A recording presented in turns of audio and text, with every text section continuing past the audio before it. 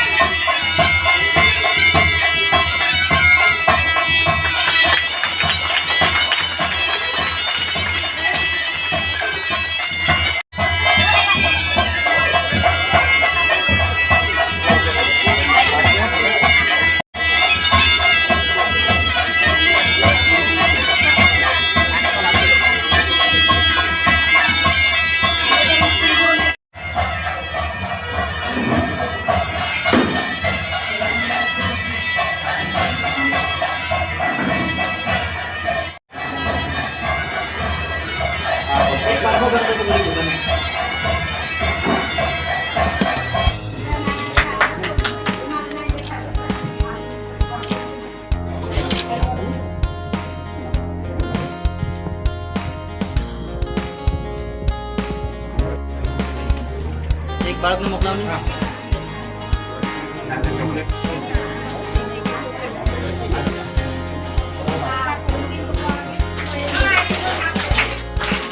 મમતાબેન રમેશભાઈ કમભાઈ પરપોડિયા.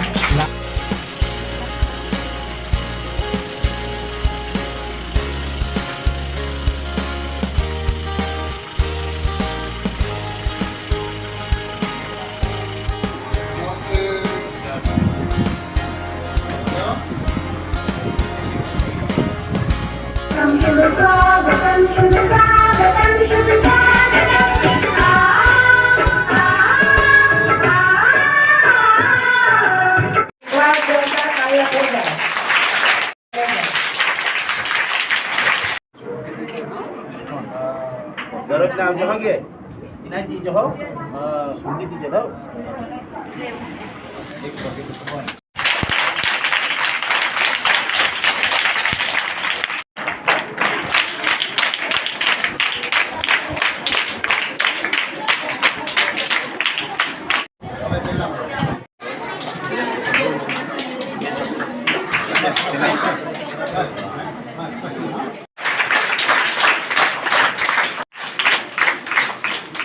આનંદની વાત છે કે આજે અમે 3 જગ્યાએ જઈ આવ્યા અને સૌથી વધારે આંગણવાડી બાલવાટિકા અને ધોરણ 1માં દાખલ થનાર બાળકોની સંખ્યા ખૂબ જ છે.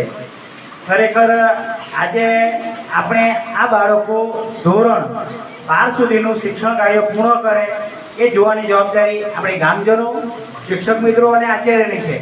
કોઈ પણ બાળક શિક્ષણ વગરનું ના રહી જાય એની જવાબદારી આપણે લેવાની છે.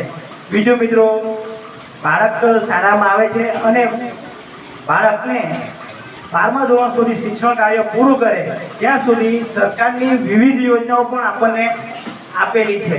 આરોલી જંગલને આપણે 2000ના સાલમાં તાલુકા પંચાયત એટલે કે ધરમપુર તાલુકામાંથી કપરાડાનું વિભાજન થયું. ધરમપુર તાલુકો પહેલા હતો એ 1998-2000 એટલે 98-99ના દાયકામાં તાલુકાનું વિભાજન થયું. કપરાડા તાલુકો અસ્તિત્વમાં આવ્યા બાદ આ વારોલી જંગલ, કારણ કે વારોલી જંગલમાં આવવું હોય તો હોડીમાં આવવા પડતું, યા તો ગામચા થઈને આવવા પડતું, એ પરિસ્થિતિ હતી.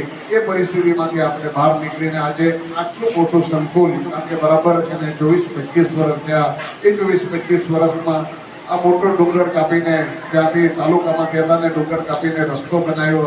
એ સાધારણ રસ્તો બનાવ્યો, તેના પછી મંજૂર કર્યો, 2-3 વાર મંજૂર કર્યો. અને આજે ગામમાં આવતા તમામ સાધનો, કારણ કે ત્યાં સુધી લાઇટની સુવિધા પણ ત્યાંથી આ ગામમાં 2000ની સાલમાં લાઇટ ના હતી. એ લાઇટની સુવિધા, બધી જ સુવિધા ધીરે ધીરે કરતા બાકી 108 કે કોઈ સાધન અહીંયા આવતું નથી. એ પરિસ્થિતિમાંથી આજે તમે ગામના સહકારથી, બધાના સહકારથી, બધાના આજે આટલી મોટી શાળા છે, આટલી મોટી શાળા છે, તમામ શિક્ષક સ્ટાફ છે, બધાની મહેનત છે.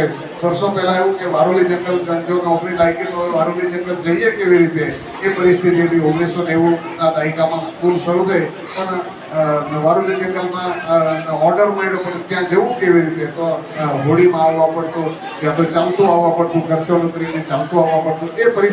એ પરિસ્થિતિમાંથી આજે આપણે અહીંયા સુધી પહોંચ્યા છે. ત્યારે વારોલી જંગલ ગામના તમામ નાગરિકોને પણ હું અભિનંદન આપું કે તમારા બાળકોને ભણાવવા માટે તમે જે કાળજી લેતા છે, મહેનત કરતા છે. શિક્ષક લોકો તો મહેનત કરે છે. જે દીકરી આપણને લેક્ચર આપી ગઈ, દીકરી માટે બોલી ગઈ, એને એક પણ શબ્દ વાંચવા વગર મોડે એને ભલે, કારણ કે વાત કરીએ તો સ્વાભાવિક છે 8મામાં દીકરી ભણે, પણ એ અટકવા વગર એને પૂરું લેક્ચર એને આપ્યું દીકરી ઉપર. ત્યારે એ બાળકો તૈયાર કરનાર આપણા શિક્ષક મિત્રો છે. શિક્ષક સારા હોય, ગામ સારું હોય, ગામનો પૂરેપૂરો સહકાર હોય તો ચોક્કસ જ આપણી સ્કૂલ અને આ સ્કૂલની આ મંદિર છે, સરસ્વતીનું મંદિર, આપણે